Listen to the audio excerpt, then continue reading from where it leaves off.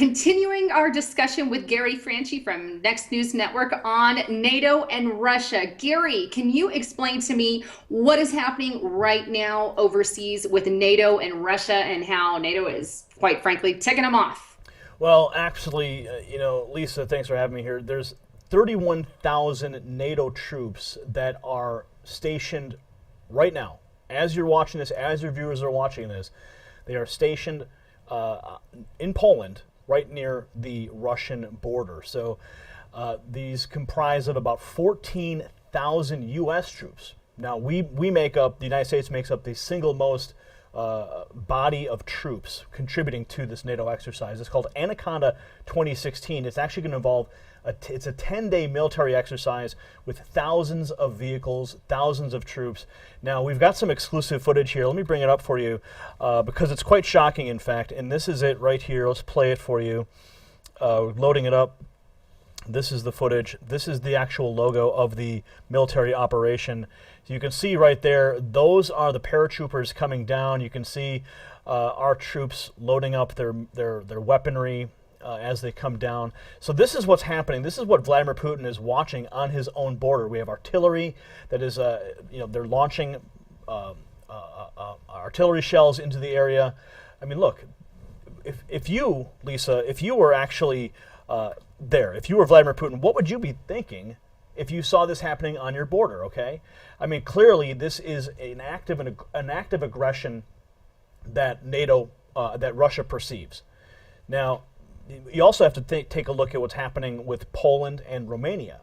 Now, taken in context, you have the Polish anti-missile system that has been installed. You have the Romanian anti-missile system that's been installed. And these are also acts of aggression that are being perceived as by Vladimir Putin. Do you believe this could trigger, some kind of global war? I know we're already on the brink of a lot, but this is pretty massive drill. Well, you got to think about it like this. It's all in how the Russians decide to interpret the situation.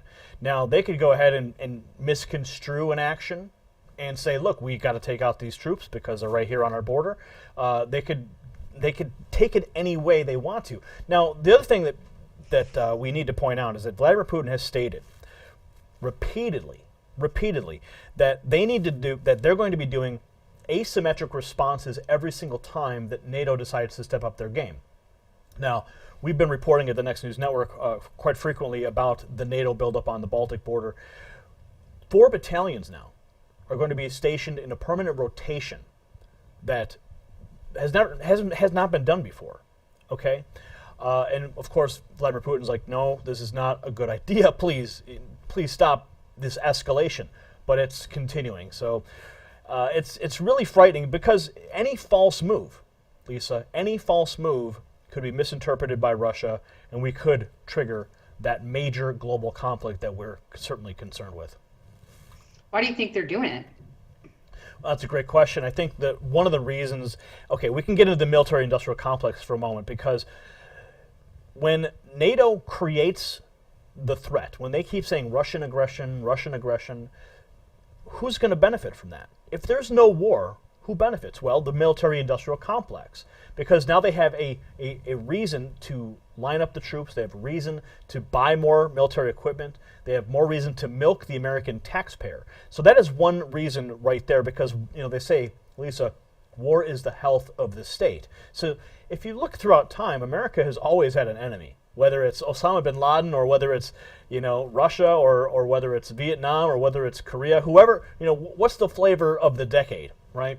Right. And right now, as you can see, we've had ISIS, we've had Al-Qaeda, and what are we doing now? We're shifting away from a lot of these smaller terror cells, and we're moving back to the superpower conflict.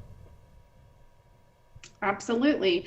Well, Gary, let's continue this discussion about the United Nations over at your channel. And folks, remember to subscribe to Gary Franchi's The Next News Network. I'll leave a description in the link below. So click on that. And Gary, I'll see you after the jump.